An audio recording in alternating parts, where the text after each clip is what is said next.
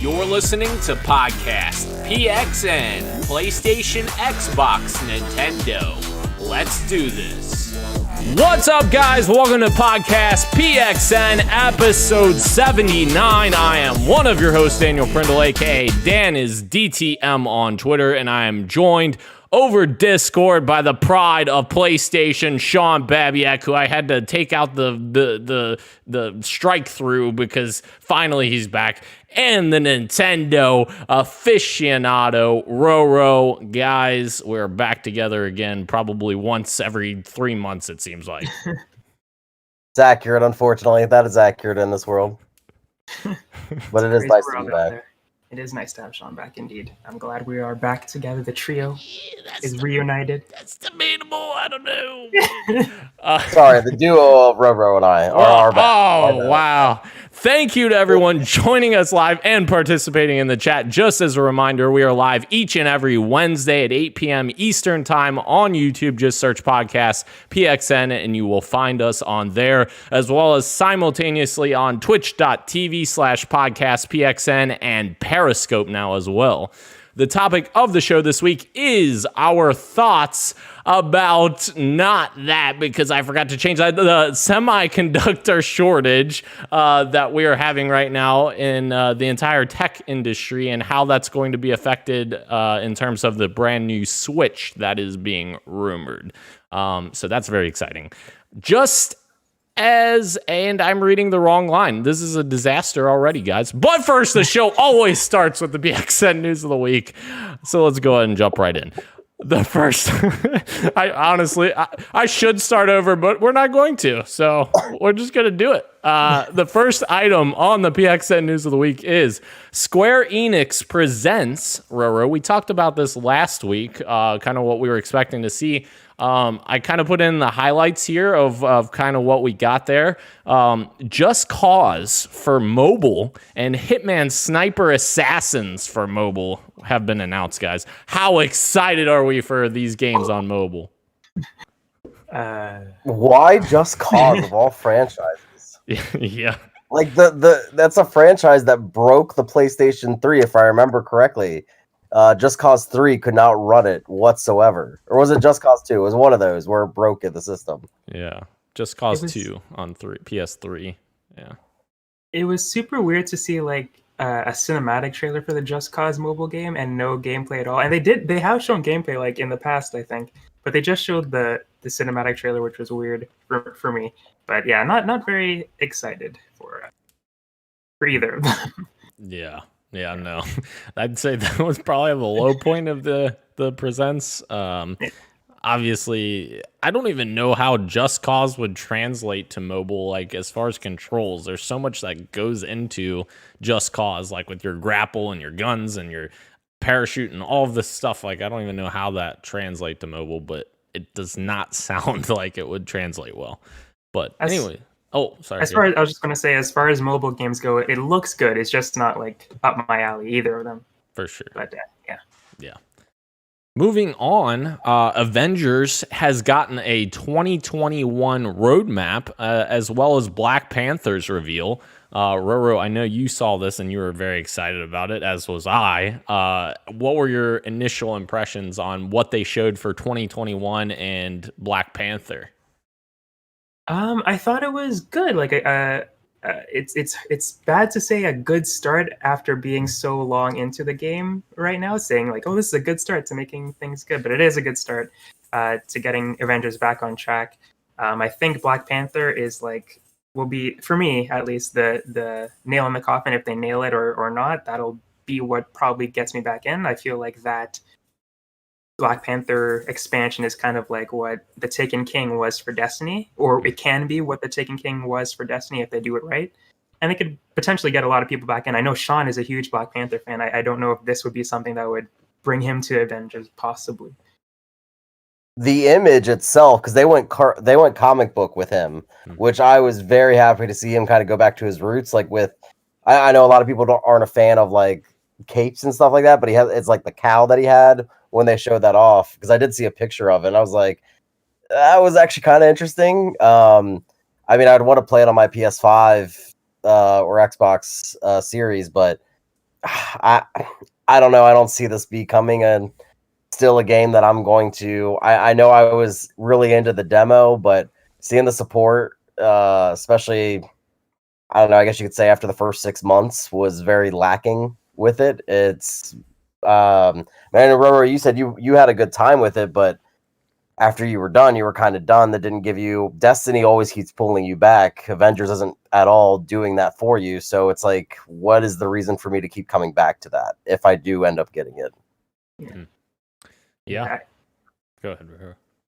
No, I was just gonna say I don't know what that is. I'm hoping Wakanda would be, and I said a while ago, really long time ago, that Spider-Man would be like the second best thing, but that's only for a certain group. Like it could bring me back, but there's a huge group of people that won't even get to play Spider-Man, and that got delayed, I'm pretty sure, as well. So it'll be interesting to see how Wakanda does, and like you guys said, there's like a roadmap as well.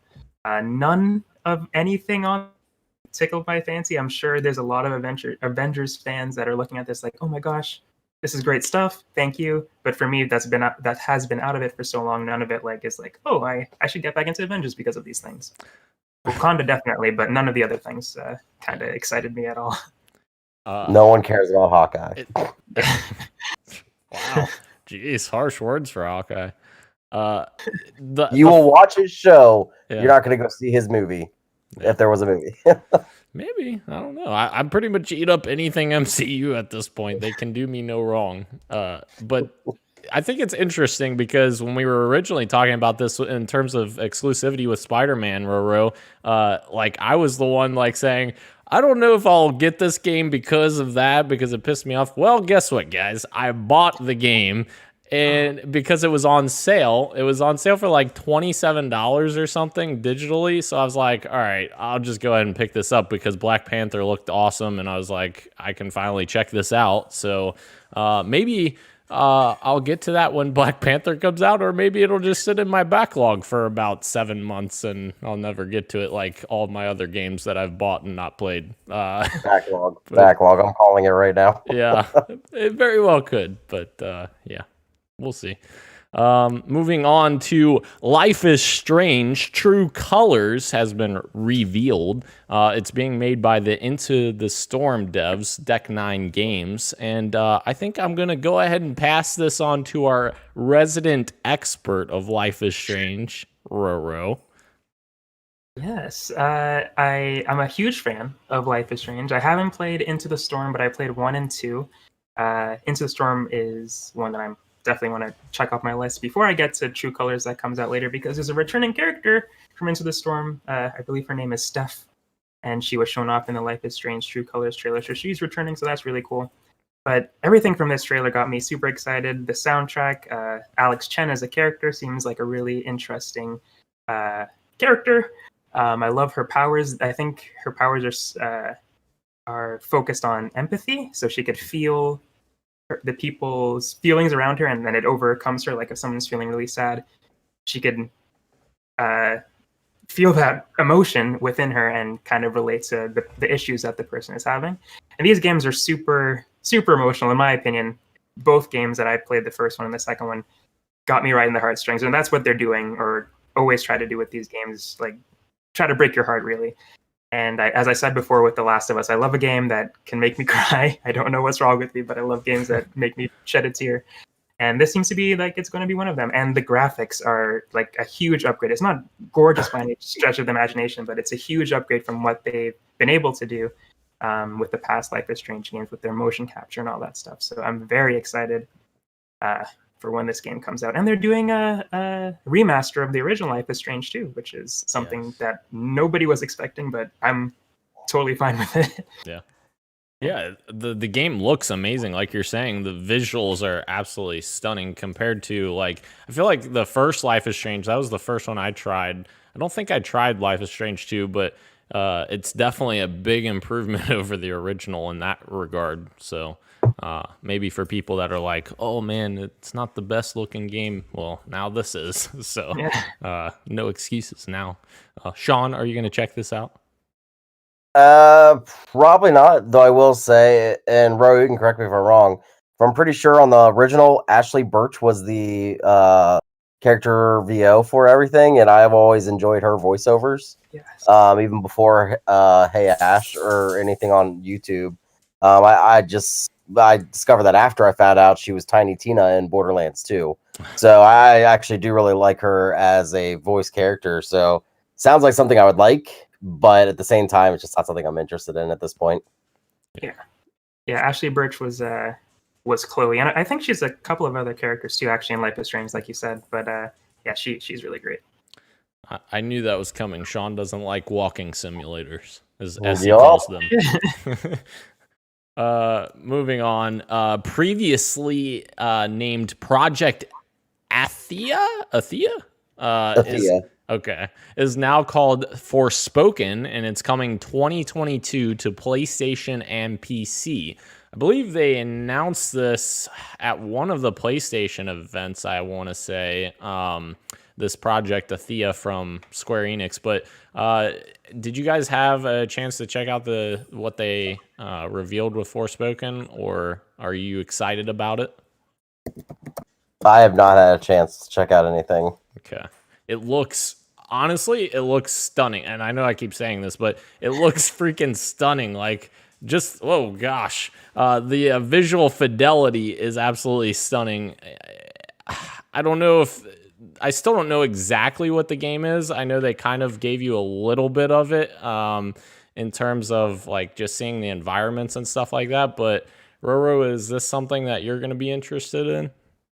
Definitely. From what I've seen so far, it definitely looks like something I would enjoy. Again, we don't exactly know what it is, but it definitely looks like open world adventure sort of game. They didn't show a lot of combat, but from the very little we saw, it seemed really fun and breathtaking, like you were saying. And there's like some parkour traversal, kind of like Spider-Man. It reminded me of how the character was like jumping over the rocks and cliffs as she was just like moving through the world. So it seemed really seamless in that way. And I just love when fantasy and modern day kind of mesh, like her wearing Converse and jeans with a freaking magic cape. I love that sort of style. So it's like Percy Jackson, if anything. So definitely excited for it. It looks cool. And I loved her line. I think the internet loved her line. Is that a mother effing dragon? I almost swore. Oh my god. Is that a mother effing dragon? Hey. And everybody lost it at that one. That was really cool. Hey, it'll be our first cuss word on the podcast. Yeah. Oh yeah. Yeah, right. Sure. Right. We've never swore before. Yeah. No. It's made by the people that did the Final Fantasy 15 team. It is that exact team that is making this, and I mean, everyone knows obviously how long that game took to come out, but I mean, there were so many praises across the industry for that game's combat. Now, obviously, it changed the landscape of Final Fantasies when it came to action, but the combat was really solid. So if it's anything similar to that, I mean, I think they could have a hit. I'm looking at the video now. It's got I didn't even realize the main person is the actress from the new Charlie's Angels movie. That came out, I think, like 2 years ago. Oh yeah. But you guys are right. It looks gorgeous, and I have no idea what it is yet. Interesting. Moving on from Square Enix, guys, Sony has revealed the brand new controllers for PlayStation VR 2, which I know Sean is just devastated by this news because he loves using his Move controllers that came out 15 years ago. My 12 pairs that everyone just gave to me to get rid of their Move controllers. Yeah. So these new controllers are going to adapt a bunch of new features that the DualSense has, the PlayStation 5 controller, including adaptive triggers and haptic feedback, they say, to bolster immersion and add tension. And they're also adding finger touch detection as well, which is very similar to what Valve does with some of their controllers. And honestly, it looks very interesting. It looks almost like a combination of the Oculus controller and the Vive controller. The Valve controller. Is it Vive or I think it's Vive. Vive, yeah, you're right. So yeah, it looks super goofy, but yeah, if it has all those features, it definitely sounds like it's a big improvement. Sean, are you excited to get your hands on a PSVR 2? So the controllers, yes. Let me know more about the system and I'm sure we'll talk about like on games I'm playing. But since I last was on the podcast, I do now have an Oculus, and I will say PlayStation VR has better exclusives overall, but I'm sorry, you cannot get better than the immersion that Oculus creates for you, especially with no wires on the Quest. So while controllers are much needed and about damn time, there's still much more that needs to be improved upon PSVR to become that pinnacle of home console VR, because the Quest makes it so you don't need a PC. So I mean, the controllers though do actually. I agreed with you. They actually looked really cool to me. Roro, did this look super interesting to you? I know you don't quite have a PS5 yet, but Yeah, it definitely looks cool. I enjoyed learning. I enjoy learning more about the PSVR 2, and hopefully soon we'll get some news as to when we can expect it. I love that we are getting haptic feedback integrated into VR, which is really cool because I know that that's a big feature with the PlayStation 5, and a lot of people are loving that. So it's good that it's coming to VR to make that experience even more immersive than it is. But I agree with Sean that there's a lot of steps that the other guys have to make to become as immersive as Oculus and as accessible as Oculus is. Because I'm not that they should make PSVR standalone, but like Oculus is the easiest way to get into it, and yeah, so they've got to. And I'm sure exclusives are a good reason to pick up a PSVR or whatever else, but yeah, I'm just glad that they're taking the right steps, I guess, to make it a better experience, because the Move controllers were. I just think this is better. This looks good. This looks really good. Yeah. It was well needed after 15 years of using, or however many years using the Move controllers. That's just 2 generations. That's long enough. And there was a while ago they were announcing VR games. There was that day where they just announced like 5 or 6, and there was one called Fract where you are like skiing down a hill, and they made the game for PS Move controllers. Like, it was specifically for that. So it's interesting to see that people are still like have that in their mind, like, oh, we have to make something, at least let's make something interesting out of what we've got. So it's good to see that they'll have more options now than just Move controllers. Yeah, for sure. And yeah, that's going to be interesting as well, seeing like what are the developers going to do? Are they going to drop support of the original PSVR like right away and just move to this, or like how's that going to work? I guess we won't quite know that until games start coming out for it, but that'll be interesting. I mean, I don't think, especially with the launch of the PlayStation 5, and in order to play your PSVR on your PS5, you had to like submit to Sony, I think by June or something like that. Like your essential VIN number, I guess you could say, for your PSVR unit to get an adapter for free. Right. But it's like I don't think they'd be really cutting into the install base if they just say, "Hey, look, we're done. We're just cutting all done. We're done ties with all of it. Let's move on to the second iteration." Interesting. Yeah. I think it also depends on how long it takes for PSVR 2 to come out. If it's still like not until fall 2022, then that would definitely make a lot more sense because we're further out from the launch. So,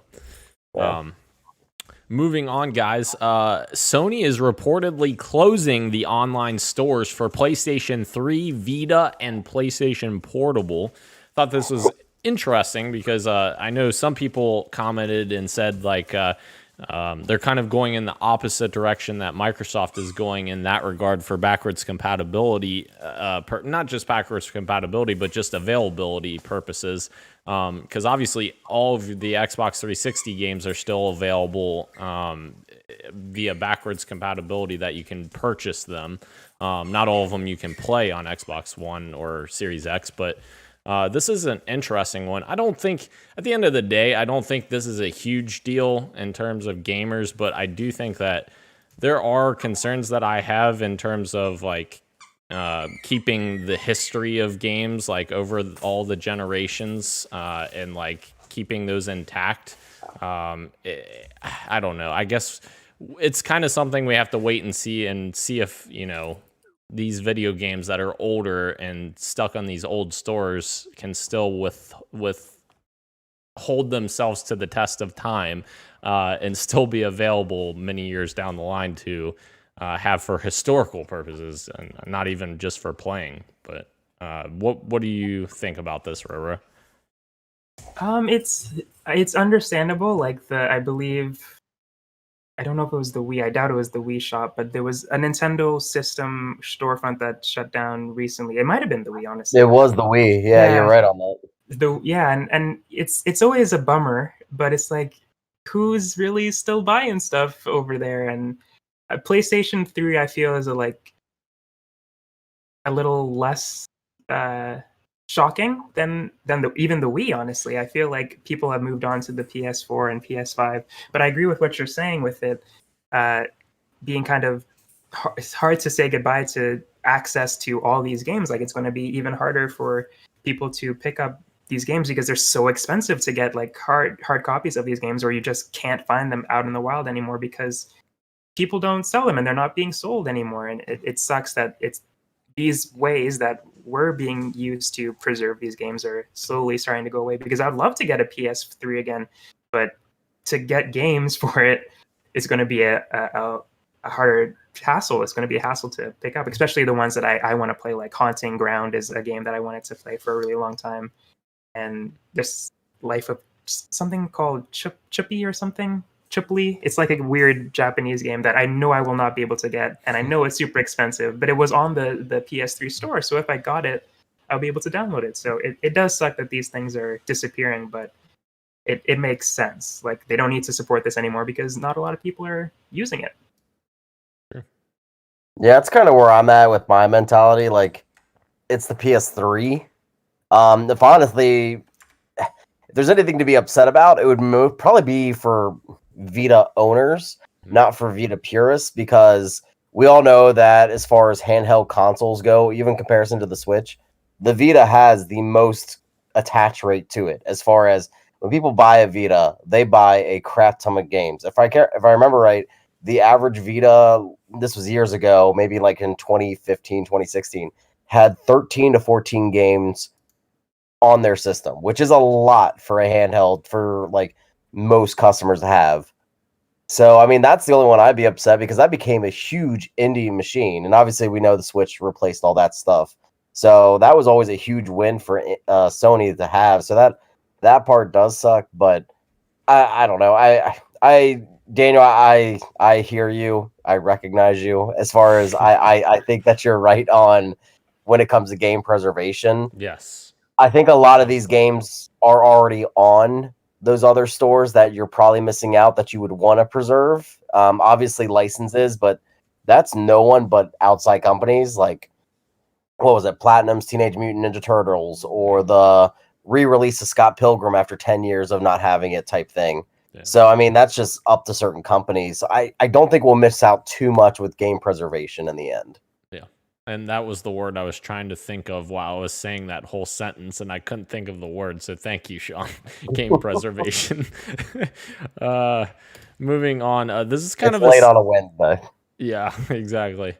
This is a similar story, so I kind of moved this one next. Sony has patented technology that could allow older emulated games to be retrofitted with trophies. I thought this was very cool because it's kind of something that we haven't seen yet, which I'm surprised actually, because like with Microsoft, you have achievements on Xbox 360. So all the Xbox 360 backwards compatible games, the achievements still work on Xbox One and Series X when you play in a 360 game. But this does bring up a fascinating point. Like, what if you had achievements on original Xbox? That would be super cool if they did something like this. So it's cool that Sony is doing this for presumably some older games that they're going to emulate on PS5 and add trophies to them to kind of modernize them, but still, like, I don't know, offer them in a game preservation-esque way. Like, you know, you have the exact game just being emulated on the console, but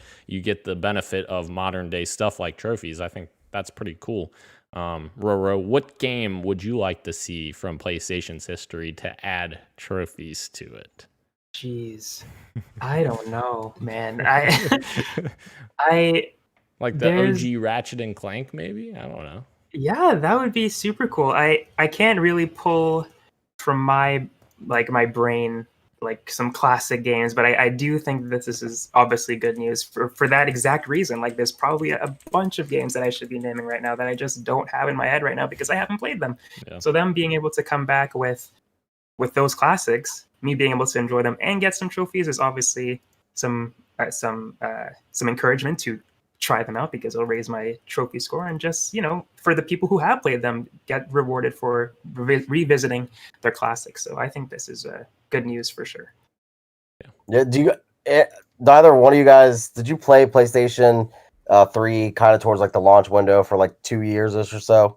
No. So I remember obviously trophies weren't a thing at that point. They were being worked on. Xbox had already released their achievements at that point, but Metal Gear Solid 4 was a big, huge thing. That was a game that came out in that first year or two, didn't have any trophies whatsoever. And then, like 3 years later, they released trophies for it. And I actually remember replaying that game because that was back when I used to play games on the hard mode just for fun, not just to get those achievements or the trophies. So I think that's really cool. Like, I'm thinking of like old school PS game like Pandemonium. That was a launch game that was so hard for my friends and I, or playing a lot of PS2 games like the Blood Rain games, or even the Legacy of Kain, Soul Reaver, and that type of stuff. Like, I just remember playing those on the hard difficulties to try to get everything I could. And as a kid, I'd love to see like what challenges other people were able to accomplish on those things that I never even thought of. Because we all know, like,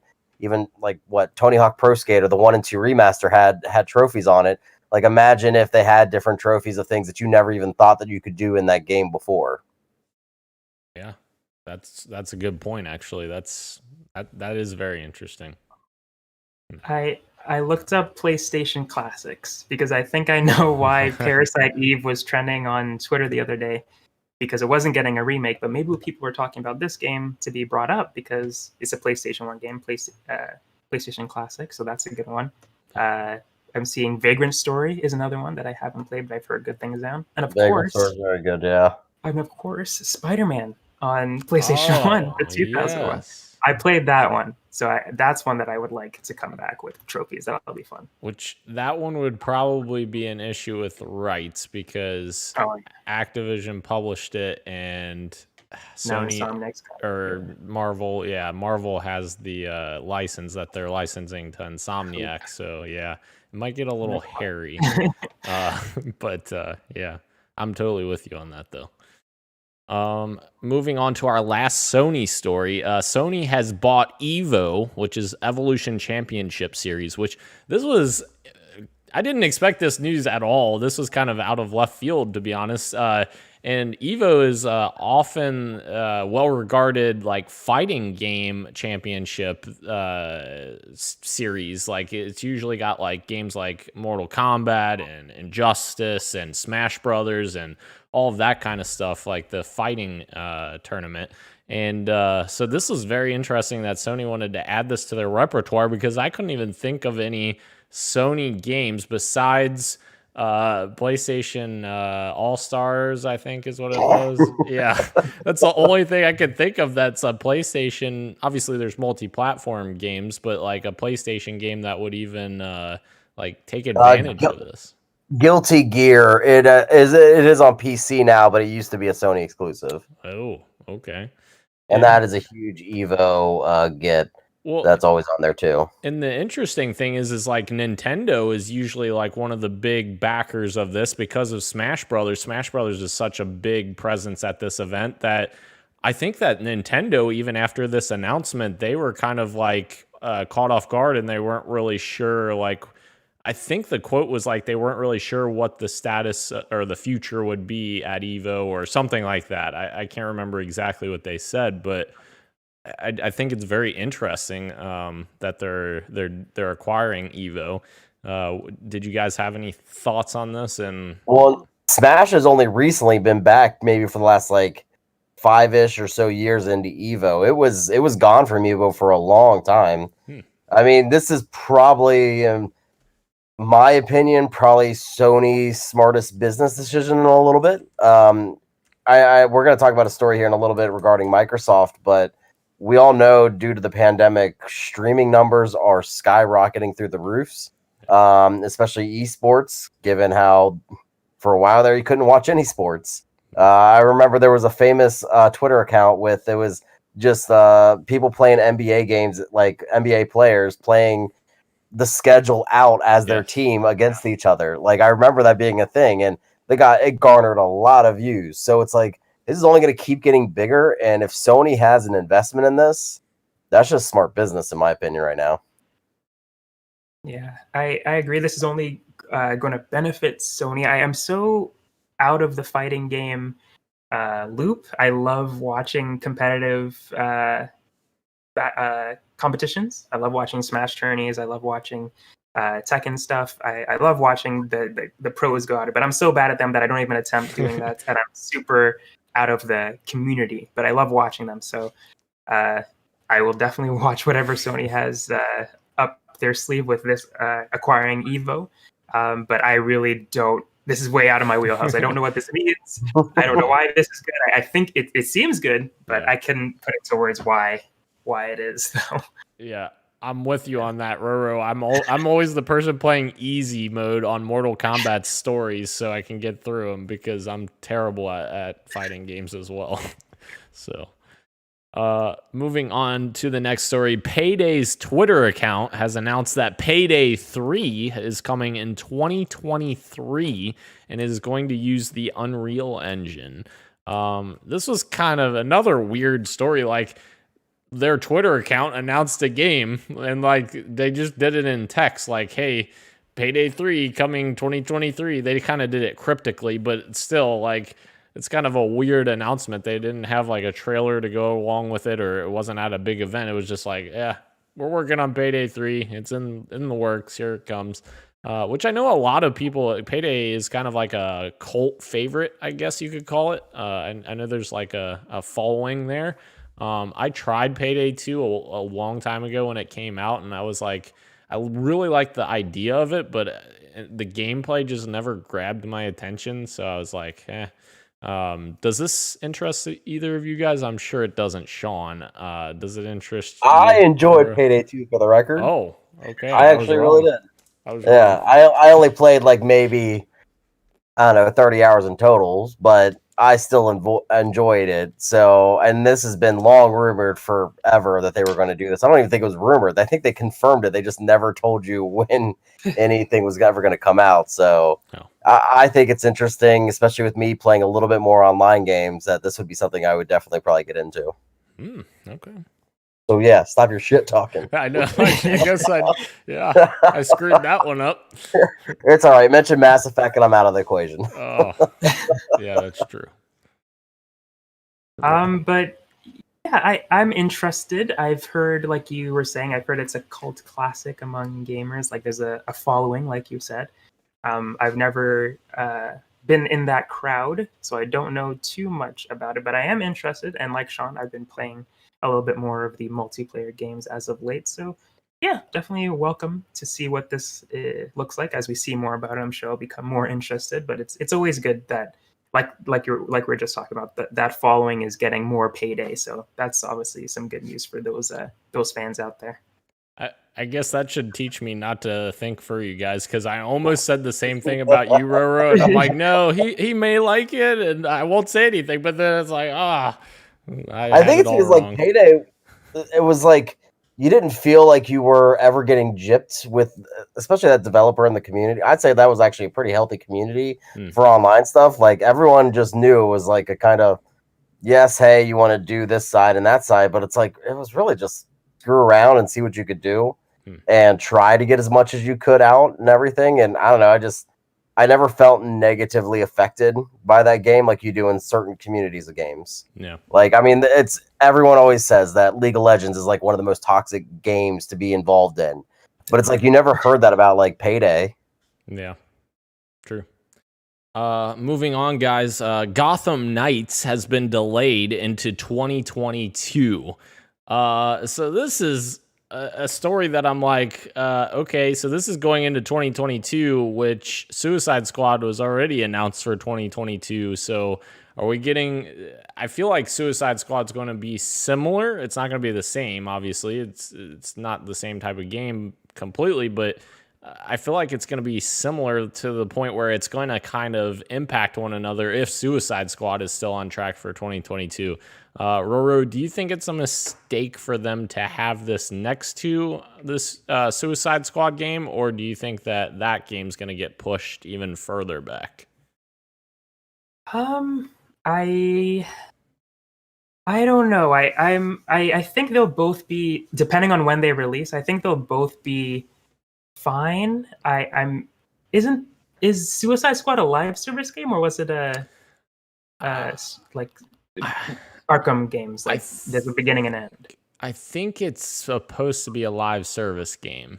Okay. Yes. Okay. Yeah. And I Gotham can't even Knights. remember myself now that you say that. Like I didn't think they announced anything like that, but they also only gave us really a cinematic trailer, and that was it. Yeah, I think And Gotham. I think Gotham Knights was just like a co-op game where you can play 2-player co-op.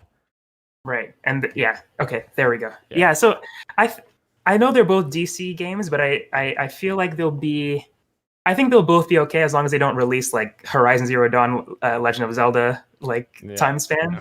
I think they'll both be okay. Obviously this news isn't super surprising. Like everything's getting delayed now.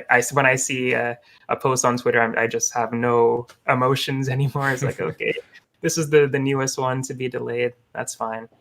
But yeah, it's obviously a bummer. I'm excited for when this comes out, but I don't know. I think they'll both be okay. They'll find both their audiences, and I feel like there'll be overlap for sure. But if one of them is not a live service, I think they'll find their audiences fine.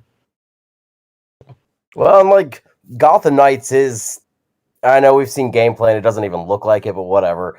But it is a different game too. They have said that it's going to be more action RPG-ish, which obviously I think makes us all a little timid on how that's gonna truly work in the end. I kind of see that it might not affect it.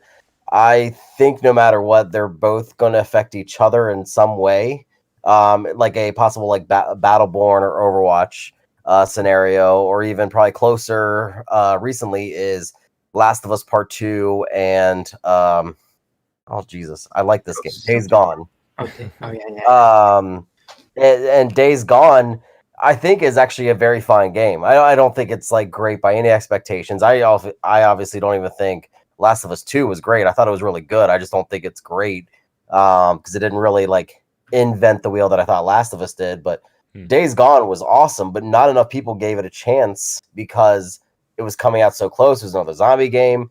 They heard all these issues, and when I played it, like maybe 6 months later, I didn't have any of those issues. So I feel like there could be a little overlap with the license itself.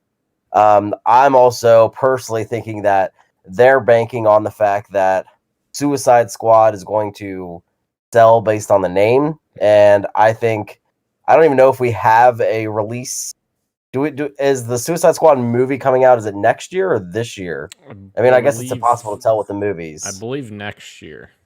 Okay, so maybe they'll stick with Suicide Squad no matter what coming out next year just because of the movie, because I think that was something that might have hurt Spider-Man a little bit in the end with sales, is that it didn't release alongside a movie. Same thing with Avengers that came out last year, is that it had no movie to release among. I lied. So they might do that.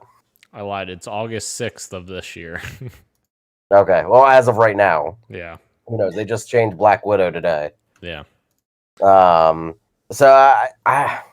it's really tough to tell. I mean, Roro makes a good point. You have no idea what's going to get delayed and what's not going to get delayed. I mean, I think the only game, and Daniel, I'm sorry I'm going to say this, you might want to find some wood to knock, but I think the only game that is protected from no longer getting a delay is possibly Halo. Thank you. I just don't think they can afford another delay of that game. I don't think I they think will. It has to come out this year. I don't think they will have another delay. I just don't foresee that even being a possibility. I mean, a year delay, that's plenty of time. Plus, they've already enlisted a ton of other developers to support them. So yeah, I don't see that happening either, for sure. I'm going to skip this next news story because we are running a little long, and it was just going to be me complaining about Activision and Bobby Kotick. So, yeah, Activision sucks. That's the moral of We that technically story. already talked about the other one too. Yeah. Wait, which one? Oh, We talked about this when it was coming up. the Nintendo one. Yeah. Yeah, when it was announced. I just think it's kind of crappy that Nintendo is actually following through with what they said. Yes, they told us this would happen, but like I didn't even think that this would actually happen. I thought people would freak out and they'd be like, "Oh no, we're not going to do that." But yeah, there's a Mario game purge on March 31st that they're just going to pull a bunch of Mario games. I don't understand why they're going to even do that. Like, what is the purpose for them to do that? I don't know. Do you guys think they're going to try to re-release? Yeah. They're pretending they're Disney like they were when we were kids, and putting it back in the vault to just release it like 2 years later for us. Yeah. Ugh. Yeah. There was like the digital codes that you could find on Amazon apparently are still going to work after the 31st. So if you like come across a digital code at select retailers like Target or EB Games or Amazon, you find a 3D World, or not 3D World, 3D All Stars code. It'll still work, but yeah, if you go to a store, I'm guessing they won't have them anymore after they sell the ones that they do have. They just don't ship them or something. Yeah, it's weird. I don't like it, but and the Mario Battle Royale game is one of them that they're taking, right? Yeah, so like I don't understand that because like at a certain point you need the population there for a Battle Royale-esque game. Like you have to have people playing it in order to, find matches. So if they're taking the game off the shelf, what is the person going to do if they own that game and they can't find a match because everyone's moved off of it, because they don't have new people coming into it? The Mario 35 is honestly the biggest bummer in that whole thing. Yeah. Because that's a game that they should, they never got rid of Tetris 99. Right. So why would you get rid of Mario 35? I mean, it was a really cool idea. I think all three of us from different platforming and gaming backgrounds all came to really like that game for the experiences we had. Even if we were all, in the sense, terrible at it, it was just a fun game. That's the type, when you were talking about game preservation, that's the stuff that I think that should piss off gamers as a whole, where you're not getting shorted because it's outdated or something like that.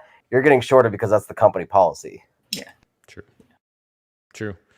Guys, Friday, March 26th, we're getting our first ID at Xbox Twitch Indie Showcase showing more than 100 indie games. My question is, can we get the freaking Cuphead DLC? God, yes. I want it on my Switch, not on my Xbox. But I mean, just show it. Like, we haven't seen how many years. I think Roro, you and I just talked about this like a couple weeks ago or a week or so ago, and it's like, where is it? And maybe it'll be here, maybe it won't. I don't know. They're showing over 100 indie games. You would hope at least one of them. Yeah, or at least give us an update. I mean, I'll take an update. Yeah. Because we didn't hear anything of it last year, other than I think in the beginning of the year, them telling us that it was not coming out this year. Yeah. I don't know what's happening there. It's insane. Our next Microsoft story, guys. Microsoft is rebranding Xbox Live to Xbox Network to distinguish between the underlying service and Xbox Live Gold memberships.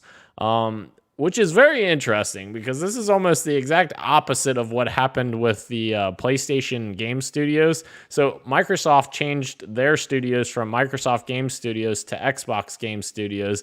And then not even like a few months later, PlayStation changed their internal studios to PlayStation Game Studios. I was like, all right, we're just the same. And now Microsoft's stealing Network from PlayStation Network, and now it's Xbox Network. So it's like, all right, give and take for everything now, but I thought that was kind of funny. Are you going to call it that, though? Let's be honest. No. I mean, no. I'll still call it Xbox Live. It's so ingratiated into my culture of Xbox. Why would I call it something different? Yeah. And I understand why they're doing it because they want to differentiate between the two, but it is like you have so much brand recognition of Xbox Live already, and you're kind of throwing that at the wayside. But there is one good piece of this is there is flighting happening right now that is testing free multiplayer for the free-to-play games, as well as looking for groups and party chat no longer requiring Xbox Live Gold, which was what they had announced after their whole price fiasco with Xbox Live Gold. So that's good that that's finally coming, and it's in testing right now, which means it'll probably come out with next month's update for the platform. So that's good news. And I didn't know they were doing that for party chat too. So that's also good. Yeah. I mean, any thoughts on that, guys? Any? I think this is good. This is awesome. I like Sean. It's going to take me a while to get Xbox Live out of my head. Yeah. But them making the effort to make free-to-play games free to play is great. And yeah, group chats free as well. Thank goodness. That's awesome. Yes. Our final news of the week, guys. Microsoft, Epic Games, and Amazon have all had interest in acquiring Discord, with Microsoft being the most recent, looking for a $10 billion deal with Discord. And they're saying that also many people think that Discord could just go public instead, which means that they'll have themselves listed on the stock market and you can invest in them privately, or I guess publicly. I mean, which would be a very don't do it privately unless you want to get caught. Yeah. Which would be interesting as well, but $10 billion. We are very well acquainted with Discord because that's what we're using every week for the podcast. And I love Discord. It's got fantastic audio quality.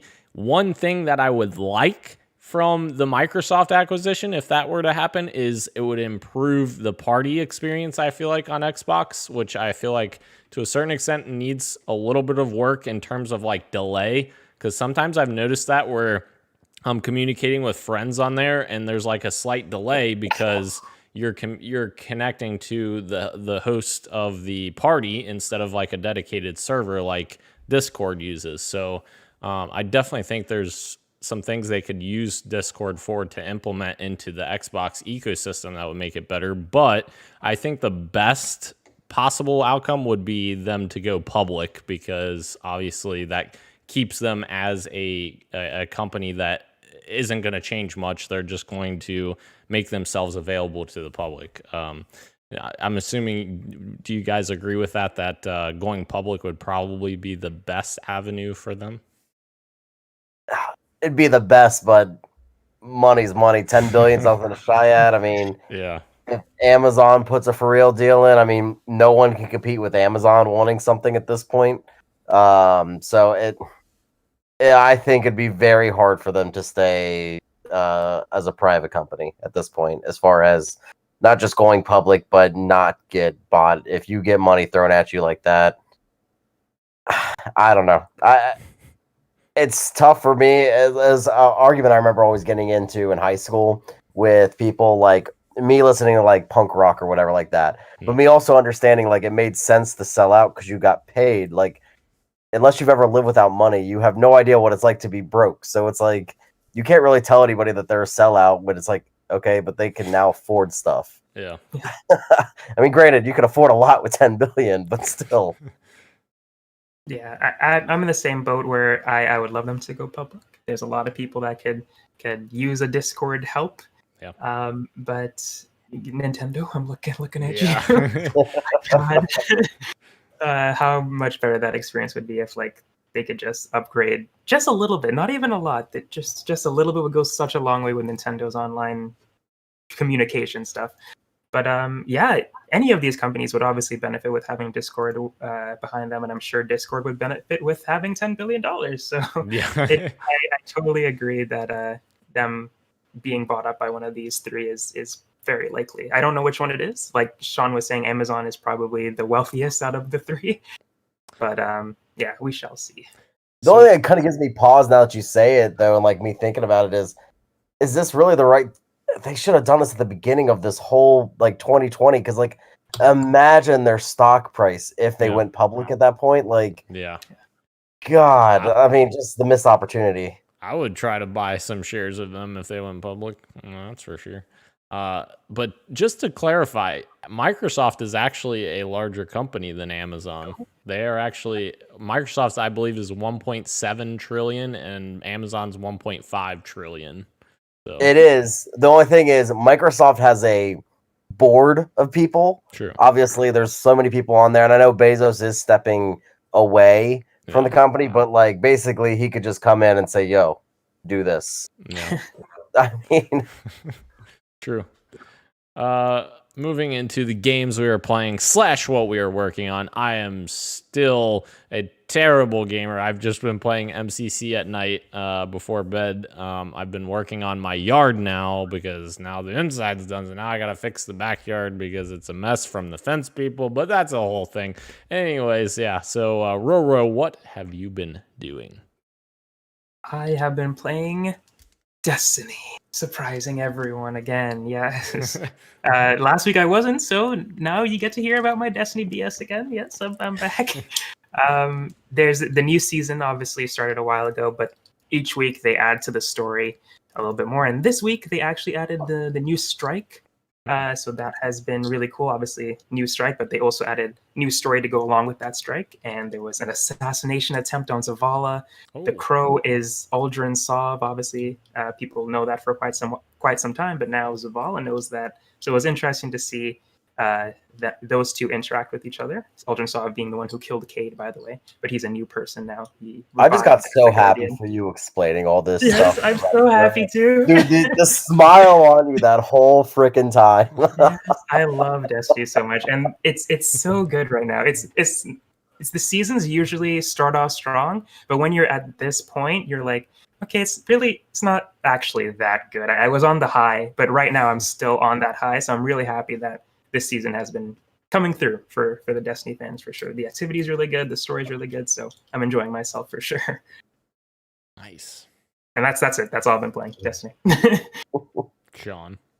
So I'm still at almost probably a month since I turned on any console. But as I mentioned, I did buy an Oculus Quest 2.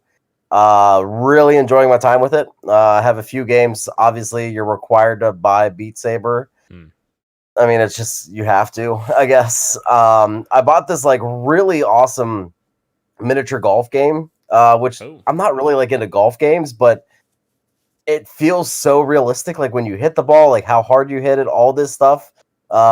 Just really cool. I actually really like their storefront on the Oculus. Like it's really easy to find stuff. I remember talking to Daniel actually the first week I got it and letting me know like, hey, sign up for this account and all this stuff because they'll send you credits because they want to keep getting you back into that store, which so far it's worked for me. I bought the Walking Dead Saints and Sinners game. It's gotten actually tremendous reviews. Now I see why. Incredibly realistic and very stressful so far. It's definitely survival horror, but first person, and your weapons break. You have limited ammo. You do have to eat and run. It's like Soulsy in the fact that you have to conserve stamina. So like if I throw an axe or hit somebody with an axe, then that's going to take a lot of stamina off of me. So then I have to like go back and rest for it. If I have to run away from the zombies, I have to, and they run too, which we all know how we feel about running zombies. There's nothing worse in the world. But it is actually a really cool experience. And so far, it's actually pretty long. I'm 2 hours into it, and I don't even know how far I'm in, but wow. It's a really good VR experience. It's a little on the pricey side if you don't find it on sale. It's $39.99, but a really cool experience that came out. I think it was last December. Nice. I was actually debating about getting that game because I love Walking Dead, and for the longest time I was like, man, should I get it? I was like, nah. So you saying that may entice me to get it now. Yeah, I would just caution you to make sure that you have space. Yeah. Because like, I mean, the nice thing is that I do have an area where I can play, but I did unfortunately play it in a little bit of a smaller area. And so you can move out of the way of the zombies. And I was like, without using the thumbstick, and I was like, oh crap. And then I hit something. Not realizing that, like, because instinctively I'm just like, oh, something's coming at me. Let me move out of the way. Yeah. Don't let me move my joystick. So, but yeah, I couldn't recommend it to you enough, Daniel. Sweet. All right. Awesome. Moving into the topic of the show, guys, the semiconductor shortage is a real problem right now with all of technology. So semiconductors are used in chips and everything that are in consoles and computers and smartphones and all of that. And it's very interesting because we're getting a lot of new news on a brand new Nintendo Switch on the horizon. So I kind of had a couple things here that I wanted to talk about with you guys. There's some new Switch specs, which Roro, we talked about some of these 2 weeks ago, or I keep jumbling together my weeks. I don't know which week it was, but we talked about some of these, but we got some more information as well, which I thought was interesting. So they're saying from Bloomberg that it's going to release later this year. It's going to be a 7-inch 720p OLED screen, which we already had heard that before. But the interesting part is this part, that it's going to be DLSS equipped NVIDIA chip. So essentially what that means is DLSS is a technology that NVIDIA created that essentially it converts lower resolution content into 4K, and it does it in a way that is like very good. Like it essentially, it looks way better than anything that you could up-res from 720 to 4K, for instance. Like they use it to save processor and save graphics power for PCs that use the new chips, and it allows them to get more frame rates out of it, higher frame rates out of it. So this is very fascinating that they're possibly using this technology for the new Switch, because it means you're going to get a lot better visuals and not really sacrificing anything in terms of frame rates, which is fantastic. And you're also getting better CPU, more memory, and many analysts are tipping that it could be as much as a $399.99 price tag. My question to you guys is, which of these improvements would you most be interested in? And also, does the $399.99 price tag scare you away at all? Would it lean you towards not getting it, or would you be okay with that? I'm okay. Well, for me, the $399 price tag is $500 in Canada, so it is a bit more expensive. So it does make me a bit wary. But an upgrade for the Switch, which is the console of choice for me that I play a lot, is definitely welcome. So I'm sure I will be on the market for one when it does come. And the DLSS chip that you're talking about, the NVIDIA chip, sounds awesome. Like it being able to bring up that the lower quality to a better quality in docked, I'm pretty sure is the only way that will be able to come.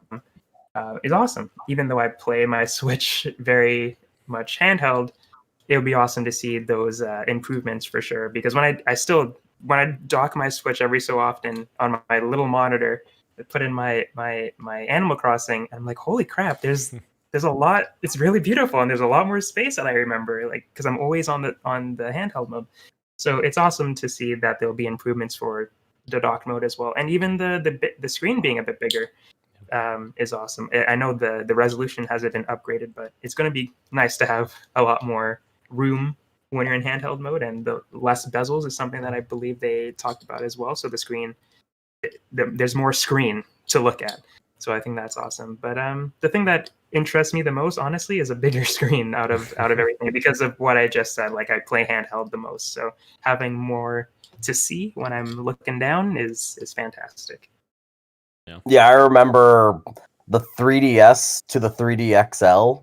Like I couldn't believe that I played on that small of screen for the 3DS. Yeah. Comparison wise, because even that screen on the XL feels super small, but it's a big screen TV comparison wise. So I'm actually on the exact same mentality that Rower has, is the screen. Memory's good. I'm actually really okay with the SD cards. They're not that expensive.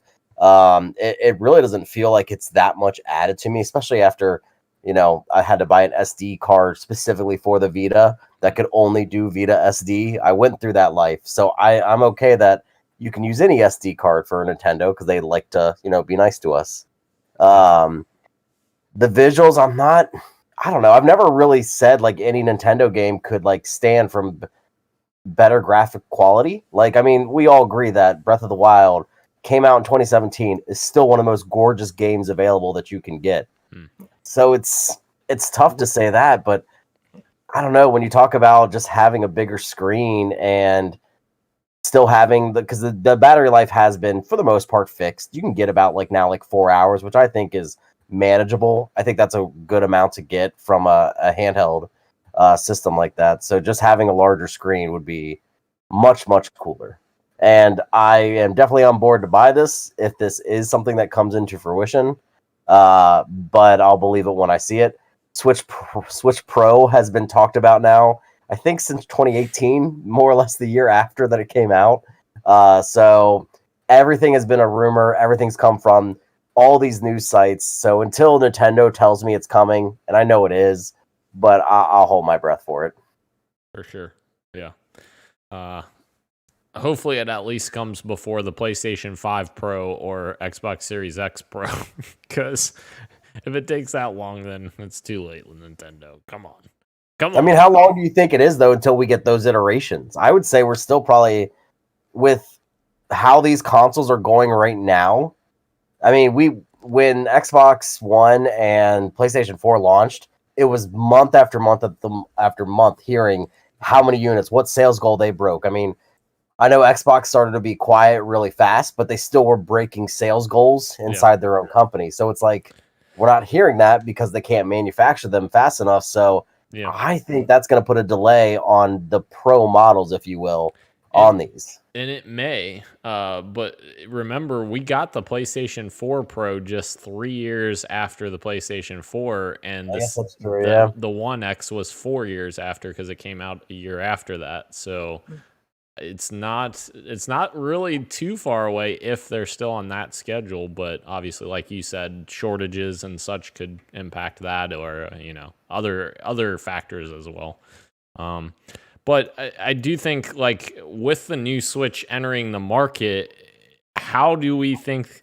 Obviously, we're not experts in this field, but like, how do we think that's going to affect this semiconductor shortage that is already impeding the PS5, Series X, and graphics cards out there, among other things as well, laptops and all of that? Do we think that the Switch Pro is going to be even feasible to get it when it's announced and revealed? Like, it's going to, in my eyes, I feel like it's going to be the same situation that we're stuck with the PS5 and Series X right now, where you can't get it right now. Even if you want it, you have to get on the website as soon as they come out and click and click and click and try to get them. And like, if you don't get it, then you're stuck. You can't go to the store and just get it. So are you guys thinking the Switch Pro is going to be kind of in that same boat because of that? Yeah. I mean, the simple answer is yeah. I mean, I think right now that unless you have a good group of friends and fast fingers and things saved on profiles, and we all know how risky that can be in today's digital age.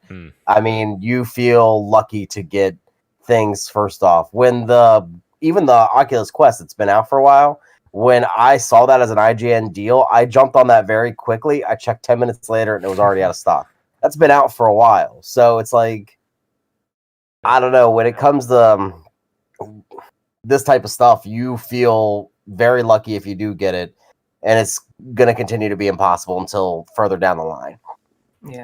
Yeah, I agree. There's so many more people that are in this market now because of the pandemic and staying at home. There's just so many more people on the edge of their seat, and not to mention the scalpers as well, and the bots also not helping a lot. And yeah, it's just, even last year, 2020, the regular Switch was hard to find, not because of this reason, but I can only imagine when a new Switch comes out, it's going to be pretty similar, probably worse, to get your hands on. So I imagine whenever this is announced, especially with stores still, at least where I am, not closed, but a limited amount of people are allowed in, the stock that they're getting isn't that great. So I'm assuming if they do get Switches at these EB Games and Walmarts, it's not going to be a lot.